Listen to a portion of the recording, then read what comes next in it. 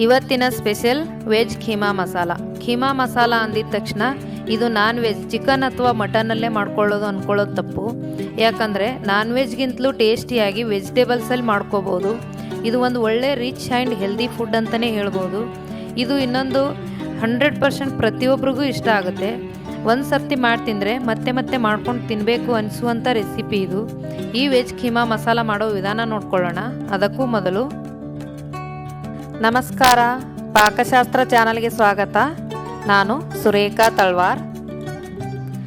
ನಮ್ಮ ಚಾನಲ್ಗೆ ಸಬ್ಸ್ಕ್ರೈಬ್ ಮಾಡಿಲ್ಲ ಅಂದರೆ ದಯವಿಟ್ಟು ಸಬ್ಸ್ಕ್ರೈಬ್ ಮಾಡಿ, ಹಾಗೆ ಪಕ್ಕದಲ್ಲಿರೋ ಬೆಲ್ಲೈಕನ್ ಪ್ರೆಸ್ ಮಾಡಿ. ಬೆಲ್ಲೈಕನ್ ಪ್ರೆಸ್ ಮಾಡೋದ್ರಿಂದ ನಮ್ಮ ಹೊಸ ವಿಡಿಯೋ ನೋಟಿಫಿಕೇಷನ್ ನಿಮಗೆ ಬರುತ್ತೆ. ವೆಜ್ ಖೀಮಾ ಮಸಾಲ ಮಾಡೋ ವಿಧಾನ ನೋಡ್ಕೊಳ್ಳೋಣ. ನಾನು ಪ್ಯಾನ್ಗೆ ಒಂದು 2 ಟೇಬಲ್ ಸ್ಪೂನಷ್ಟು ತುಪ್ಪ ಹಾಕ್ತಾಯಿದ್ದೀನಿ. ಇದು ತುಪ್ಪದ ಒಗ್ಗರಣೆ ಚೆನ್ನಾಗಿರುತ್ತೆ, ಎಣ್ಣೆಯಲ್ಲಿ ಕೂಡ ಮಾಡ್ಕೋಬೋದು. ಇದಕ್ಕೆ 2 ಹಸಿಮೆಣ್ಸಿಕಾಯಿ ಮತ್ತು ಒಂದು ದಪ್ಪ ಈರುಳ್ಳಿ ಸಣ್ಣದಾಗಿ ಕಟ್ ಮಾಡಿ ಹಾಕೋತಾ ಇದ್ದೀನಿ. ಇದು ಖೀಮಾ ಮಸಾಲ ಆಗಿರೋದ್ರಿಂದ ಇದು ಸಣ್ಣದಾಗೆ ತರಕಾರಿ, ಈರುಳ್ಳಿ ಎಲ್ಲ ಸಣ್ಣದಾಗಿ ಕಟ್ ಮಾಡಬೇಕು. ಇದಕ್ಕೆ ಸ್ವಲ್ಪ ಶುಂಠಿ ಬೆಳ್ಳುಳ್ಳಿ ಪೇಸ್ಟ್ ಕೂಡ ಹಾಕಿದ್ದೀನಿ. ಈಗ ಎಲ್ಲ ಸೇರಿ ಕಲರ್ ಚೇಂಜ್ ಆಗೋವರೆಗೂ ನಾನು ಫ್ರೈ ಮಾಡಿದ್ದೀನಿ. ಈಗೆಲ್ಲ ತರಕಾರಿಗಳನ್ನು ಹಾಕ್ತಾಯಿದ್ದೀನಿ. ಕ್ಯಾಪ್ಸಿಕಮ್ಮು, ಕ್ಯಾರೆಟು, ಬೀನ್ಸು, ಹಸಿ ಬಟಾಣಿ ಮತ್ತು ಟೊಮೆಟೊ ತೊಗೊಂಡಿದ್ದೀನಿ. ಕ್ಯಾಬೇಜು ಈ ಥರದ ತರಕಾರಿ ಕೂಡ ಹಾಕೋಬೋದು. ಇದಕ್ಕೆ ಇನ್ನೊಂದು ಸ್ವಲ್ಪ ಬೇಕಿದ್ರೂ ತರಕಾರಿ ಆ್ಯಡ್ ಮಾಡ್ಕೋಬೋದು. ಇದನ್ನು ಹಾಗೆ ಸ್ವಲ್ಪ ಫ್ರೈ ಮಾಡ್ಕೋಬೇಕು. ಈಗ ಸ್ವಲ್ಪ ಫ್ರೈ ಆಗಿದೆ. ನಾನೀಗ ಅರಿಶಿನ ಪುಡಿ ಮತ್ತು ಉಪ್ಪು ಹಾಕ್ತಾಯಿದ್ದೀನಿ. ಉಪ್ಪು ಅರಿಶಿನ ಹಾಕೋದ್ರಿಂದ ತರಕಾರಿ ಬೇಗ ಕೂಡ ಬೇಯುತ್ತೆ, ಬೇಗ ಫ್ರೈ ಕೂಡ ಆಗುತ್ತೆ. ಹಾಗಾಗಿ ಉಪ್ಪು ಅರಿಶಿನ ಹಾಕಿ ನಾನು ಇದನ್ನು ಒಂದು 2 ರಿಂದ 3 ನಿಮಿಷ ನಾನು ಹೀಗೆ ಫ್ರೈ ಮಾಡ್ತೀನಿ.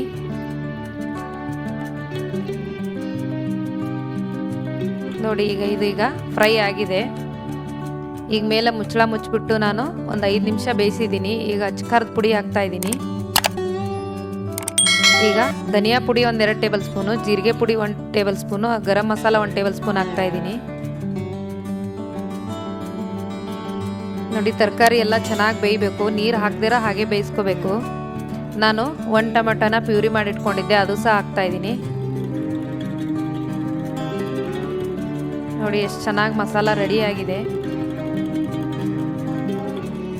ಈಗ ನಾನು ಪನೀರ್ನ ತುರಿದಿಟ್ಕೊಂಡಿದ್ದೀನಿ. ಒಂದು ಬಟ್ಲಷ್ಟು ಪನೀರ್ ತೊಗೊಂಡಿದ್ದೀನಿ. ನಿಮಗೆ ಎಷ್ಟು ಬೇಕೋ ಅಷ್ಟು ಹಾಕೋಬೋದು.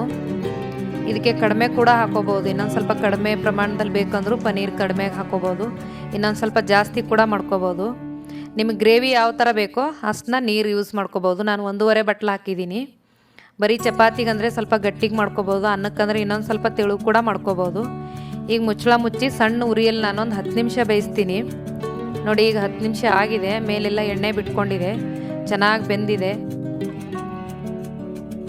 ಈಗ ಒಂದು ಅರ್ಧ ನಿಂಬೆಹಣ್ಣಿನ ರಸನ ಹಾಕ್ತಾಯಿದ್ದೀನಿ.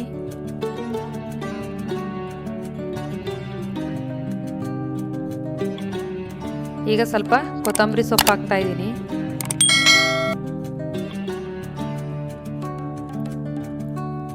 ಈಗ ಕೊತ್ತಂಬರಿ ಸೊಪ್ಪು ಹಾಕಿ ಸ್ವಲ್ಪ ಎಲ್ಲ ಮಿಕ್ಸ್ ಮಾಡಿ ಈಗ ನಾನು ಸ್ವಲ್ಪ ಚೀಸ್ ಹಾಕ್ತಾಯಿದ್ದೀನಿ.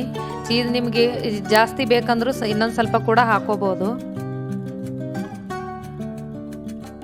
ನಾನು ಪನೀರ್ ಜಾಸ್ತಿ ಹಾಕಿರೋದ್ರಿಂದ ಸ್ವಲ್ಪ ಚೀಸ್ ಕಡಿಮೆನೇ ಹಾಕಿದ್ದೀನಿ.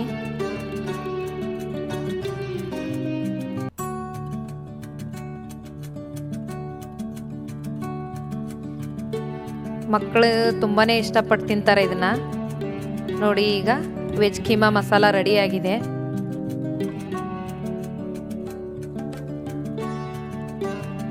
ಒಳ್ಳೆ ಟೇಸ್ಟಿ ಇರೋ ವೆಜ್ ಖೀಮಾ ಮಸಾಲ ರೆಡಿಯಾಗಿದೆ. ನೀವು ಕೂಡ ನಿಮ್ಮ ಮನೇಲಿ ಟ್ರೈ ಮಾಡಿ ನೋಡಿ. ಮಾಡೋ ವಿಧಾನ ಕೂಡ ಈಸಿ ಇದೆ, ಟೇಸ್ಟ್ ಕೂಡ ತುಂಬಾ ಚೆನ್ನಾಗಿದೆ. ವೆಜ್ ಖೀಮಾ ಮಸಾಲಾಗೆ ಬೇಕಾಗುವ ಸಾಮಗ್ರಿಗಳು: 1 ಬಟ್ಲು ತುರಿದಿರೋದು ಪನೀರ್ ತೊಗೊಂಡಿದ್ದೀನಿ, 2 ಹಸಿಮೆಣ್ಸಿನ್ಕಾಯಿ, 1 ದಪ್ಪ ಈರುಳ್ಳಿ ಸಣ್ಣದಾಗಿ ಕಟ್ ಮಾಡಿರೋದು, 1 ಫಾರಮ್ ಟೊಮ್ಯಾಟೋದು ಪ್ಯೂರಿ, ಶುಂಠಿ ಬೆಳ್ಳುಳ್ಳಿ ಪೇಸ್ಟು ಸ್ವಲ್ಪ, ಧನಿಯಾ ಪುಡಿ 2 ಟೇಬಲ್ ಸ್ಪೂನು, ಜೀರಿಗೆ ಪುಡಿ 1 table spoon, garam masala 1 table spoon ತೊಗೊಂಡಿದ್ದೀನಿ, ಒಂದು ಅರ್ಧ ನಿಂಬೆಹಣ್ಣು, ಚೀಸು ಸ್ವಲ್ಪ, ತುಪ್ಪ ಒಗ್ಗರಣೆಗೆ 1-2 ಟೇಬಲ್ ಸ್ಪೂನಷ್ಟು, ಅಚ್ಕಾರದ ಪುಡಿ 2 ಟೇಬಲ್ ಸ್ಪೂನು, ರುಚಿಗೆ ತಕ್ಕಷ್ಟು ಉಪ್ಪು, 1 ಟೀ ಸ್ಪೂನಷ್ಟು ಅರಿಶಿನ, ಕೊತ್ತಂಬರಿ ಸೊಪ್ಪು ಸ್ವಲ್ಪ,